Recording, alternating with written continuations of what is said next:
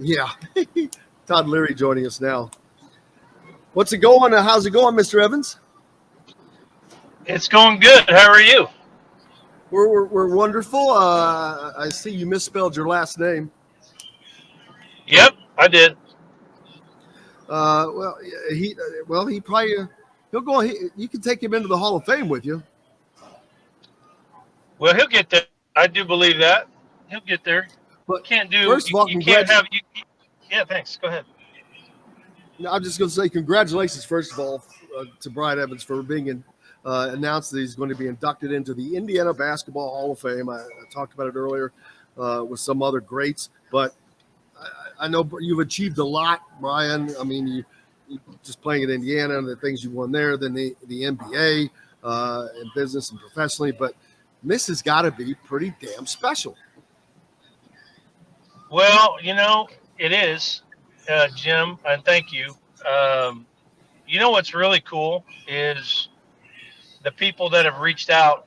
This week. It's pretty remarkable, and some pretty iconic names that, as a basketball junkie, from the state of Indiana, like I was as a kid, it's it's shot. It's I mean, it's still like I pinch myself. I look down at my phone this whole week, and it's like Dave Shepard, Billy Shepard, Steve Alford, Calbert Cheney.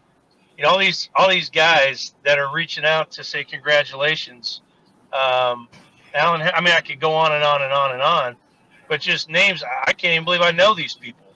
And in the first place, so basketball has been so good to me and taken me so many places, and it's just done so much for me. The coolest thing is all of these guys reaching out has been pretty cool.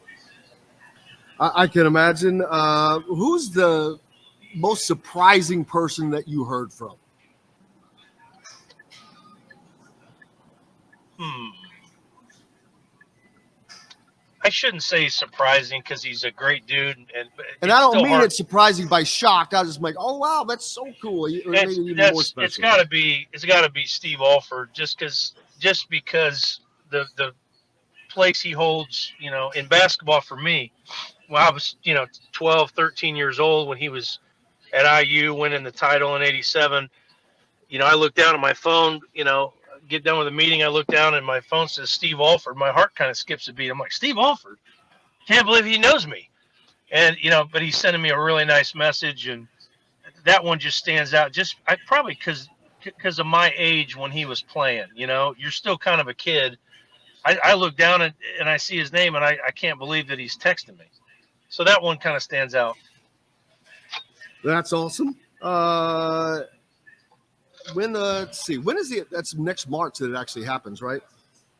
Yes. Where how much advance notice did you get that was going to happen? About a week. I found out about a week before I can't remember what day it was, but they just said, hey, don't say anything until they were going to announce it, I guess, this Monday. That is just awesome. And going in with the guys you went in with, you put Leary up there. It's kind of funny. Eric Montross, one of his high school teammates, who was just here the other night, Yeah. Yeah. calling the butt whipping that North Carolina took. Um, was it, him and Sean May were here at the same time. That was kind of weird. But anyway, he was here. Brad Stevens going in with you as well, amongst others. James Blackman Sr. and a whole group of other people. But a great group to be going in with. Yeah, I mean, I got to tell you, the Brad Stevens thing is pretty cool. I've met Brad a handful of times. I just have such a high opinion of him. Um, know a lot of the same people. Just feel like I know him better than I do just because the stories. But I just, yes, have a ton of respect for him. It's pretty cool. He's in the same class. I got to be honest with you. I don't know how Eric Montross is not. I just assumed he was already in the Hall of Fame. I think there needs to be an investigation as to why the hell he had to wait so long. I mean, this guy is it that he went to North Carolina and people in Indiana are still mad at him? Because here's a guy that wins a state championship in high school, wins a national championship in college, and has a 12-year pro career. And what the hell? Who was voting against him all these years? Come on. Yeah, well, now speaking of Scott May, I understand that his dad will not. There's the wall at Yogi's where a lot of guys sign. he wouldn't sign that wall because apparently when last time Scott played here, they booed him. Well, that's just stupid. I agree. I thought that was the dumbest thing I've ever heard, but I was just told that within a few days. I'm like, are you kidding me? Yeah, but oh well. But getting back to all the good positive stuff, the fun things. What else is going on with you? I mean, how's the business going? I know you're into a lot of different things, but No, the Aurora, Aurora, and by the way, thank you for putting the logo up. That's very kind. Always, brother. No, it's great. Business is good. We're, I think we're helping a lot of people here with their snoring and addressing sleep apnea with these custom made mouthpieces is essentially what we're doing. But we're growing every day. It's been a lot of fun. It's been great to be in business with another former IU guy, Dr. Steve Green. He's just a wonderful dude and a great friend, and we're having fun as we do it. Well, and speaking of Steve Green, if you're not familiar, Bob Knight's first recruit out of Sellersburg, Indiana, Silver Creek High School, been in partners with Brian, but he's been on the show. We need to get him back on as well. But have you been to any Indiana games yet?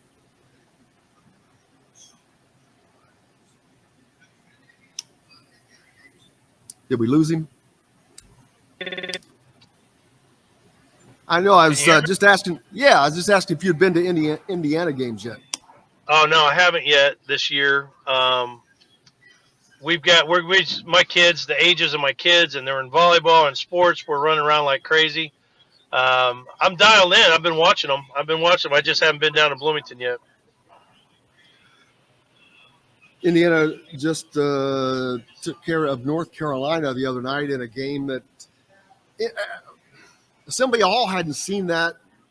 Last year Purdue was there, but those types of atmospheres have not been the case in the last several years for Indiana, which is a shame. But those are the type of games that quickly get that back into Assembly Hall. Talk about the importance of that, of Assembly, because Assembly Hall is an advantage. It can be, rather. Oh man, it's a huge advantage. I mean, it's almost an unfair advantage, to be honest. I mean, when it's like that, when it's a whiteout and there's that many people, I mean, they're hovering over the court. That is such an intimidating place to be the road team, and we've got to get back to where it's always like that. It's not always going to be, packed up to the corners. It's not always going to be a whiteout, but the fans, you can't just do that once or twice a year. And in their defense, we haven't been very good, and I mean, things had really slid off there at the end of Archie's time, where no one's in the balcony, and the lower bowl's about half full. That's just unacceptable. And so hopefully that's all behind us, and we got to fill this place up every game. I mean, there's no reason that we don't fill up Assembly Hall every game for this team. And right now it's time to get excited again. I mean, they came out and they're playing, that gritty Bob Knight looking defense and just attacking people. That was fun to watch. Yeah, it actually was. And this team, the depth, I was talking to Todd about this. This reminds me of the teams going back to the 90s, where earlier on in your career, you're coming off the bench. And I'm like, going, good God, you got a Brian Evans coming off the bench. What kind of team can that be? And that's what this is like. You got Malik Renew coming off the bench. Guys like that coming off, Trey Galloway, for God's sakes. They've got talent coming off the bench. Whereas, say, North Carolina, their talent is on the floor when they start. Not a lot to add to that at the moment. But Indiana is a deep team, and they're deep in most of the right places.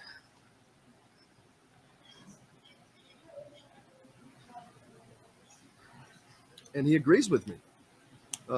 As Brian is. Hey, Brian, you accidentally muted yourself. I don't know if you know that. I just noticed. Can you hear me? There we go. Yeah. All right. Well, no, you just, Jim, there is depth. And, I would like to see Malik Renew start a game personally, and I'd like to see Race come off the bench. I think that's even a more comfortable role for him. That's just, my 2 cents. I just think this kid, this freshman, has got. You got to get him on the court. You got to get him minutes because I think he's like a extraordinary talent. I think has a chance to be a great player. Um, but you're right. There's depth that we haven't seen from an IU team in a long time. It's exciting. There's different pieces, and as long as these guys all collectively are okay with playing a lesser role on certain nights because somebody else's star is shining a little bit brighter. Um, Man, if that's the case, and we don't know that because we're not in the locker room, but if they have that kind of character and camaraderie on this team, then they have I think they have a chance to have a great season if that's who they are. If they're rooting for one another and people aren't chasing stats, they've got some talent and some depth that we haven't seen. And yeah, like I said, that's something that we haven't been able to enjoy fans have not been able to enjoy for a couple of years. And I know that in some of the post games we've done, you watch the games as a fan, but you have the knowledge of being the great player that you were. What are you seeing individually from like Trace Jackson Davis? His game has improved without even, so much was made about the lack of a 15-foot jump shot or 12-foot, whatever. But his game has still improved immensely around the rim. Yeah, I agree with you. And I was on JMV the other day when we were saying the same thing, and it's like I wanted to see him evolve, and I wanted to see this jump shot that because we were reading about it and hearing about it in the summertime, how many shots he's getting up and he's adding to his game. And first 3 or 4 games, I'm going, not seeing it. But then at some point in time, I just kind of said, wait a minute, why do we need to see that? If this guy can shoot the percentage he's shooting, and if he can get to the rim and get to where he wants to be and where he's comfortable on the court, which he does, and he's doing it against high level talent, why do I need to see him shoot a 20-footer? And what I decided is I think it's because I want to see him be a pro. Because we like him. He's a good kid. He's a good player. And as an Indiana fan, I want to see him in the NBA. So I was hoping he'd come back with a jump shot because we are rooting for him and we want him to max out his ability. But the truth is, for this team and this season, hey, man, if you can get to the rim and dunk the ball and lay it in all night and go to the foul line, why do we care if he adds a jump shot? I agree, man. And Xavier Johnson, to me, has been as valuable as Trace Jackson Davis in the way that he has played in complete and total control. He has done the things he's needed to do when he's needed to do them and not push at other times. He has played very consistently. His stat lines have looked unbelievable, whether he's scoring points, getting rebounds, assists, or playing great defense. He is really, Todd really talks about him as being the most important player on the team because of that.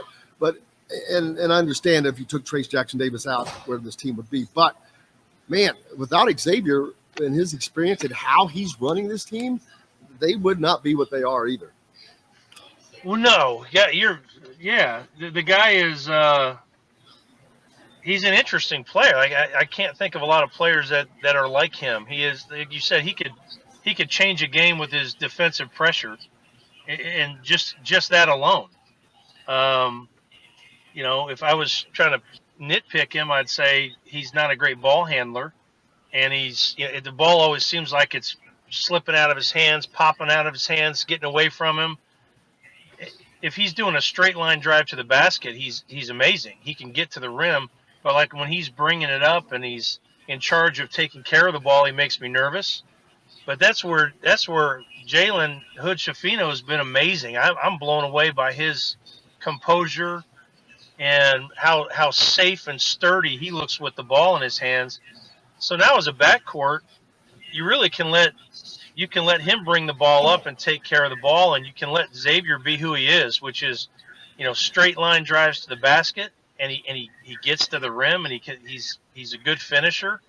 I think that the new backcourt is really complementary of one another, and Xavier, to your point, he's not afraid. He's got a ton of moxie and courage, and he'll take a big three. If you look at it, it's a little bit unorthodox. Who cares? He's a fifth-year senior. Who cares what it looks like? He'll knock down a big shot. But I really think his defensive presence is the biggest thing. He's got everybody dialed in. When you see the guy up front, when you're playing defense and you're in the back line, and you see the point guard picking up like that full court and giving the other team hell, you have to step up your game and be more intense. You can't let him do that and then let him enter the ball to the wing on the guy that you're guarding, if that makes sense. He's working his ass off to contain a guy. It just raises everybody else's level of play on defense. I really believe that. Well, right now, through the 7 games, I know it's early, but through 7 games, and some of them have been tough, North Carolina and whatnot, he's shooting 56% from the field. He's shooting 53% from behind the arc, 77% at the free throw line, averaging 4.5 rebounds and nearly 5 assists per game. And he's got his fouls down. The last game, he didn't pick up his first personal foul until 6 minutes to go in the game. Yeah, he's playing outstanding, and I'd have to agree with Todd that he's, you could call him an early season MVP, but it's just those two guys together. So if you got a big guy that's, doing what Trace is doing and shooting that percentage, and then you got a guard that's doing what Xavier's doing, that's a pretty good start. And I think it's let the younger guys come along slowly. Up until that Carolina game, Hood Schifino really, hadn't made a shot, hadn't looked very good other than just being steady with the ball. Man, he showed me something the other night. I mean, there's reason to be excited. I thought Malik in the first 3 or 4 games, I was blown away at how solid he looked. I mean, he looks like a veteran. I'm fired up, man. This is the first time in a long time I feel like this team is going to continue to improve through the year and has a chance to do some amazing things. Yeah, and then we could talk about everybody, but Tamar Bates and Trey Galloway, those two guys, the elevation of their game off the bench has also been a huge key for this team. There's just very little drop off when Indiana's subbing right now. Yeah, I mean that is exciting, and I think as the season goes on, hopefully we get away from like these exact rotations, like these NBA rotations of minutes where, he's already decided who's going to play how many minutes and when. That's such an NBA thing. I'm not in love with it. That's one. If there was something to be critical about, to me, that's it. Because what I would love to see is, hey, if you're not in foul trouble and you're rolling and you're playing well like Trey was the other night, I didn't want to see him come out. I don't want to see him go sit down. Let the kid play because he was just bringing positive energy. He was just a defensive spark. Like, I want to see the guys that are on a roll get the minutes and not just come out because the rotation's been decided. That's just me. That's the one thing I've never understood going back to Archie. It didn't matter what was going on. It didn't matter the feel of the game. I'm like, why cut that? But what I want to do, whenever you go to practice, I know you'll get to go to practice. Todd goes to practice, whatever. I'm going to tell Todd and you two, ask Woody. Say, hey, what's with the substitution patterns, man? And say, hey, have you ever thought of this? I don't know that. I've never met Woody. I know Todd's called him and talked to him, and he's gone around and seen him. I've never met Woody in my whole life. Well, it sounds like you need to get down to Bloomington and take in a practice, man. We'll see. Be a time to get to lunch anyway. We need to get you to Bloomington, get you down to a game. Yeah.